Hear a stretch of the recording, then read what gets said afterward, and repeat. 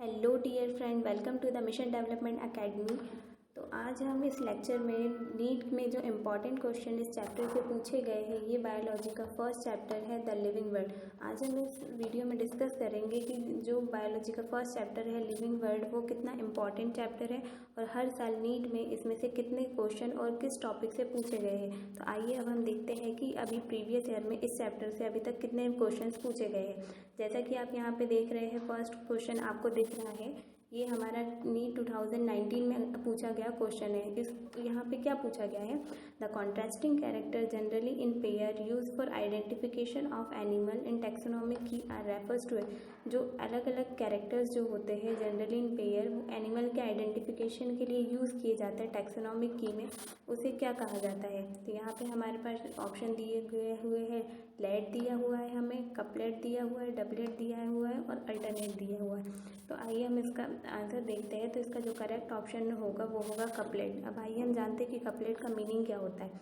Couplet का meaning होता है, couplet is a contrasting character है generally in pair use for identification. Animal के आइडेंटिफिकेशन के लिए इसका टैक्सोनॉमिक की में यूज़ किया जाता है, इसलिए जो इसका करेक्ट ऑप्शन वो होगा हमारा ऑप्शन बी, मतलब कि कपलेट। अब हम नेक्स्ट क्वेश्चन की तरफ आते हैं, जो हमारा क्या दिया हुआ है, मैचअप दिया हुआ है।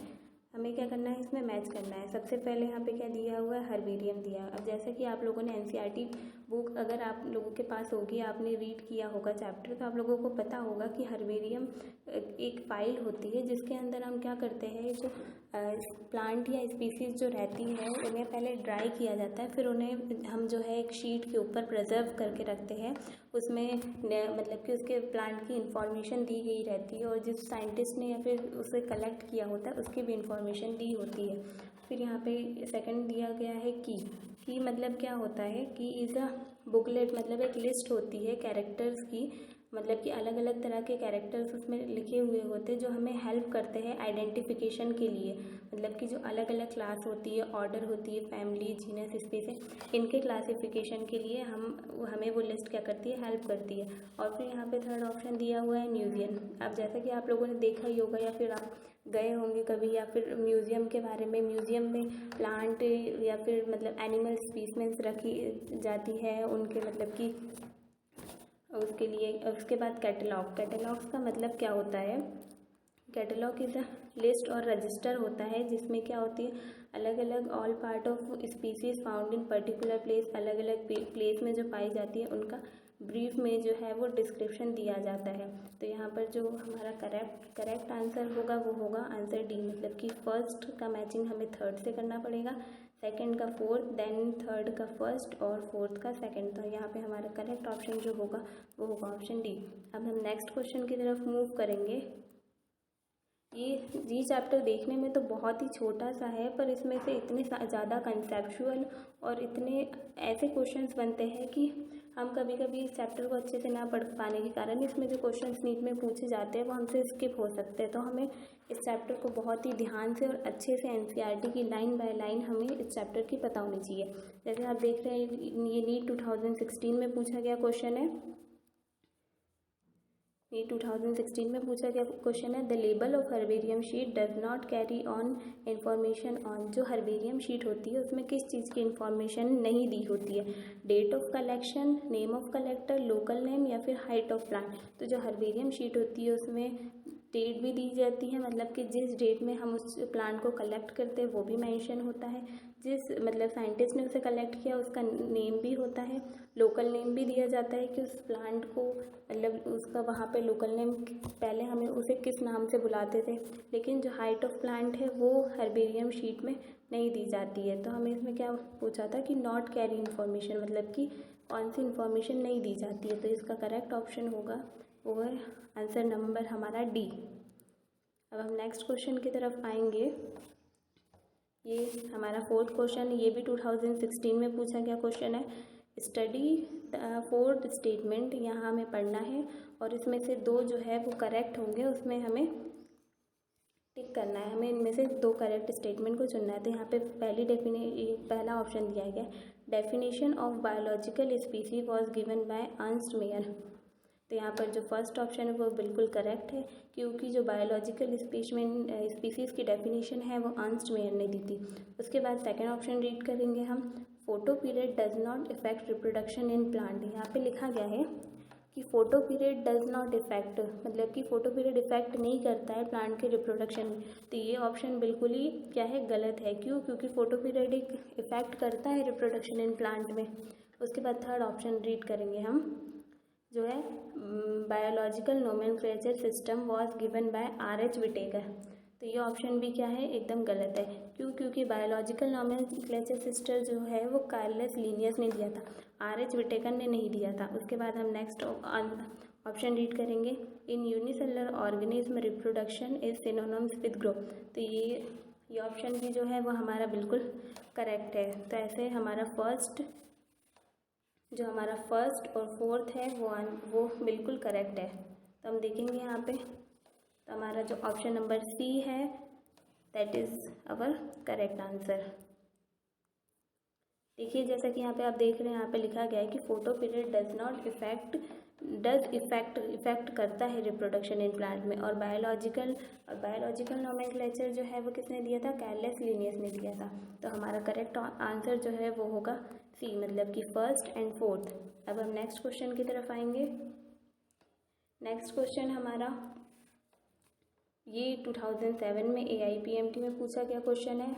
इसमें पूछा गया है कि बायोलॉजिकल ऑर्गेनाइजेशन स्टार्ट विद, जो बायोलॉजिकल ऑर्गेनाइजेशन है वो उनकी शुरुआत कहाँ से हुई है, स्टार्ट कहाँ से हुए? तो सब माइक्रोस्कोपिक मॉलिक्यूलर लेवल से, सब सेलुलर लेवल से, ऑर्गेनिज्म लेवल से, या फिर एटॉमिक लेवल से।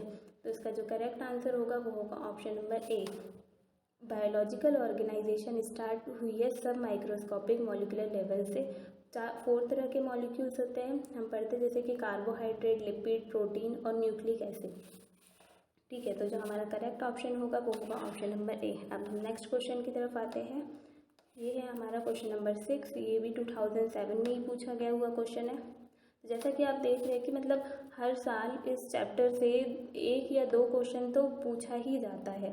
तो 1 या 2 क्वेश्चन आप छोड़ तो नहीं सकते, इसलिए आपको इस चैप्टर को बहुत अच्छी तरह से रीड करना होगा, ताकि मतलब 1 या 2 क्वेश्चन का मतलब आप 4 से 8 मार्क्स आपके, अगर आपने इसे अच्छे से नहीं रीड किया तो आप गलत कर सकते हैं। ठीक है, the living organism can be unexceptionally, मतलब कि distinguish from the non living thing on the basis of their ability. जो लिविंग है उनको अनएक्सेप्शनल, मतलब कि बिना किसी एक्सेप्शन के अलग कैसे है नॉन लिविंग थिंग्स की, मतलब कि उन बेसिक ऑफ एबिलिटी की, उनमें क्या एबिलिटी होती है, responsiveness to touch, interaction with the environment and progressive evolution, reproduction या फिर ग्रोथ एंड मूवमेंट। तो जो लिविंग और नॉन लिविंग थिंग्स को जो डिस्टिंग्विश अलग किया गया है वो इस बेसिक पे किया गया है, उनकी एबिलिटी के बेसिस पे। क्योंकि जो लिविंग थिंग्स होती है वो क्या करती है, interaction with the environment and progressive evolution, वो अपना एनवायरनमेंट के साथ क्या करती है, अपना इंट्रैक्शन करती है। इसीलिए लिविंग थिंग्स को नॉन लिविंग थिंग्स से बिना किसी एक्सेप्शन के डिस्टिंग्विश अलग किया गया है। तो हमारा जो करेक्ट आंसर होगा वो होगा हमारा ऑप्शन नंबर बी। अब हम नेक्स्ट क्वेश्चन की तरफ आएंगे। क्वेश्चन नंबर 7 है हमारा। ये भी देखिए आप 2007 में पूछा गया है, मतलब 2000 अभी तक जो हमने इसके पहले वाले क्वेश्चन करे थे वो भी 2007 में पूछे गए थे, और ये वाला भी question number 7। Which one of the following is an example of negative feedback loop in human, मतलब कि इनमें से कौन सा एग्जाम्पल है जो हमारे मतलब कि ह्यूमन लूप को नेगेटिव फीडबैक देता है। बहुत बार ऐसा होता है कि मतलब जो ह्यूमन के अंदर हार्मोन्स का जब कोई लेवल बहुत ज़्यादा हो जाता है तो हमें हमारी बॉडी को क्या है, नेगेटिव फीडबैक देना पड़ता है उस चीज़ को मतलब कि स्टॉप करने के लिए। तो यहाँ पे ऑप्शन दिए गए, construction of skin blood vessels and contraction of skeletal muscles when it is too cold, secretion of tear after falling of sand particles into the eyes, salivation of mouth saliva आना at the side of delicious food, secretion of sweat gland and constriction of skin blood vessels when it is too hot। तो इसका correct option जो होगा वो होगा answer option number A. Option number ए क्या बोला गया है यहाँ पे, स्किन और ब्लड वेसल्स क्या करती है, कॉन्ट्रिस्ट मतलब कि सिकुड़ जाती है, स्केलेटल मसल्स कॉन्ट्रैक्ट हो जाती है ड्यू टू कोल्ड मतलब कि ठंड के कारण। इज एन एग्जाम्पल, ये क्या है, नेगेटिव फीडबैक है मैकेनिज्म ऑफ होम्योस्टैटिक्स का। अब हम नेक्स्ट क्वेश्चन की तरफ आएंगे। क्वेश्चन नंबर है हमारा क्वेश्चन नंबर 8। क्वेश्चन नंबर 8 में क्या पूछा गया है, carbohydrate the most abundant biomolecules on earth are produce by. Carbohydrate क्या है, बहुत मोस्ट अबंडेंट बायोमोलिक्यूल्स है अर्थ पे, आर प्रोड्यूस्ड बाय, किससे प्रोड्यूस होता है, all bacteria fungi and algae. क्या सारे बैक्टीरिया फंगी और एल्गी से प्रोड्यूस करते हैं, क्या फंगी एल्गी और ग्रीन प्लांट सेल से प्रोड्यूस होता है, या फिर कुछ बैक्टीरिया एल्गी और ग्रीन प्लांट सेल से, या फिर वायरस फंगी और बैक्टीरिया से। तो यहाँ पे हमारा करेक्ट आंसर जो होगा वो होगा आंसर नंबर सी, क्योंकि कुछ फोटोसिंथेसिस बैक्टीरिया जैसे कि वो क्या करते हैं, कार्बोहाइड्रेट बनाते हैं, कुछ बैक्टीरिया एल्गी और ग्रीन प्लांट सेल। तो इसलिए हमारा ऑप्शन सी जो है वो करेक्ट होगा। उसके बाद हम नेक्स्ट क्वेश्चन की तरफ आएंगे। ये हमारा 2005 में पूछा गया हुआ क्वेश्चन है। इस क्वेश्चन में अब क्या पूछा गया है, more than 70% of world fresh water is contain in, मतलब कि मोर देन 70% से भी ज़्यादा वर्ल्ड का fresh water is contain in, मतलब कि कहाँ पर कंटेन है, एंटार्क्टिका में, ग्रीनलैंड में, ग्लेशियर एंड माउंटेन, या फिर पोलर आइस। तो ये जो इसका करेक्ट आंसर जो होगा वो होगा पोलर आइस। मतलब कि 3/4 सरफेस जो अर्थ का है, मतलब कि 71% total is occupy by ocean, मतलब कि ओशियन का जो होता है 97% ऑफ टोटल वाटर होता है। इसलिए इसका जो करेक्ट आंसर है वो होगा ऑप्शन नंबर डी। अब हम नेक्स्ट क्वेश्चन की तरफ मूव करेंगे। नेक्स्ट क्वेश्चन हमारा क्या है, हम रीड करेंगे। 2002 में पूछा गया क्वेश्चन है।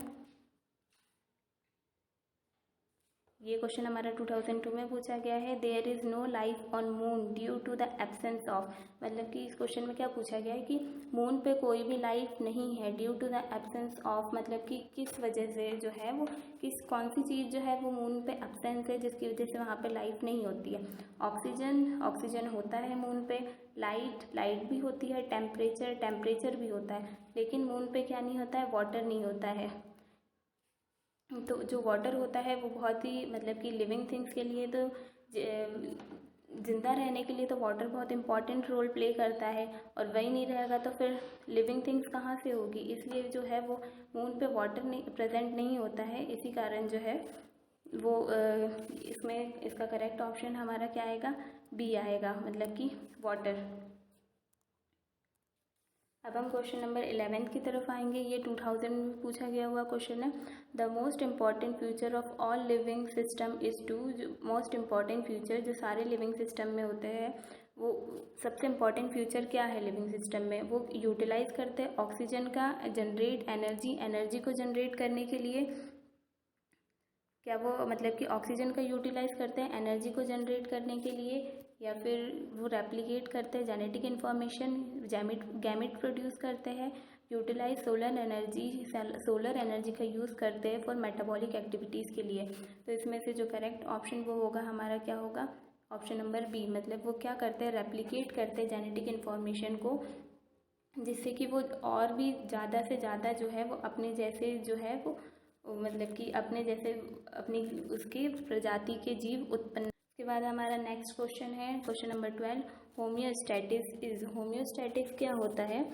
होम्योस्टैटिक्स मतलब होता है कि कोई भी सेल्फ रेगुलेटिंग प्रोसेस ऑर्गेनिज्म की जो क्या करती है, मेंटेन करके रखती है उसकी स्टेबिलिटी को, while adjust to condition that are the best for its survival, मतलब जो उसके सर्वाइवल के लिए जो बेस्ट कंडीशन होती है उसकी स्टेबिलिटी रेजिस्ट करने की, उसे क्या कहा जाता है, होम्योस्टैटिक कहा जाता है। तो यहाँ पे ऑप्शन क्या दिया, tendency to change with change in environment, क्या मतलब कि एनवायरनमेंट के साथ चेंज होने की, tendency to resist change, distribution in regulatory control, plant and animal extract use in homeopathy. तो इसका यहाँ पे करेक्ट ऑप्शन जो होगा वो होगा option number B, tendency to resist change.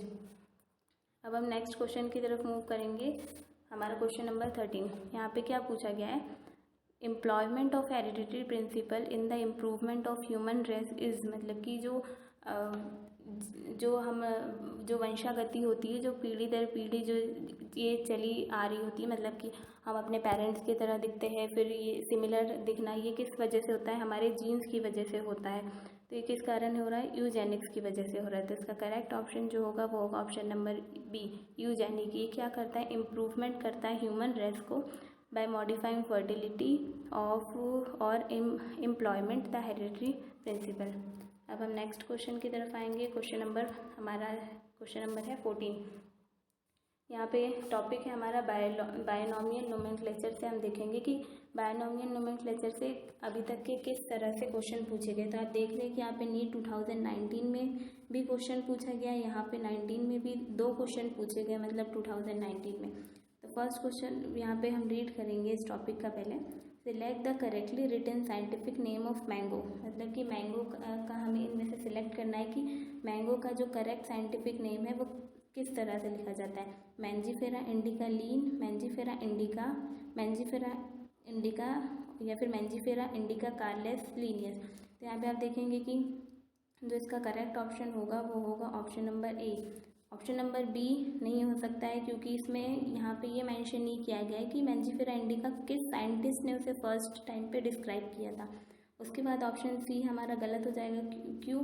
क्योंकि इसमें जो फर्स्ट वर्ड जो होता है वो जीनस है और फिर सेकंड स्पेसिफिक है।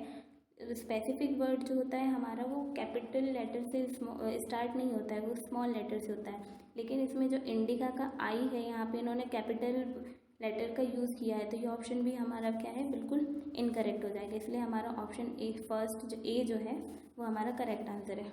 अब हम क्वेश्चन नंबर 15 की तरफ आएंगे।